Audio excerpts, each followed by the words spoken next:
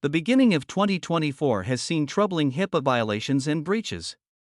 In January 2024, the U.S. Department of Health and Human Services Office for Civil Rights, OCR, reported 61 healthcare data breaches affecting 500 or more records, showing a 22% decrease from the previous month. However, the number of breached records totaled 8,800,875, remaining significantly higher than previous years. Among these breaches, 4 were cyber attacks, with 24 incidents involving 10,000 or more records. Hacking incidents were the primary cause, affecting 8,687,590 individuals, while unauthorized access disclosure incidents and 2 loss theft incidents were also reported. Geographically, breaches were widespread across 31 U.S. states and Washington, D.C., with California and Texas being the worst affected. Despite OCR's absence in enforcing HIPAA, state attorneys general took action against violations.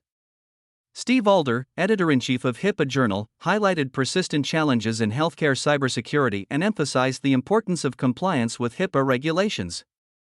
By Steve Alder on February 21, 2024. Moreover, the OCR launched an investigation into the recent data breach at Change Healthcare following a ransomware attack on February 21. The attack disrupted claims and payment infrastructure, impacting over 7,000 pharmacies and hospitals. Despite restoration efforts by Change Healthcare's parent company, United Health Group, UHG, concerns remain about compromised protected health information.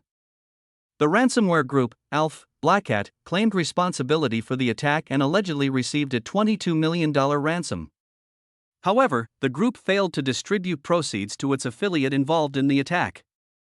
OCR's investigation aims to assess potential HIPAA compliance violations by Change Healthcare and UHG, ensuring timely breach notification to affected individuals and regulatory adherence.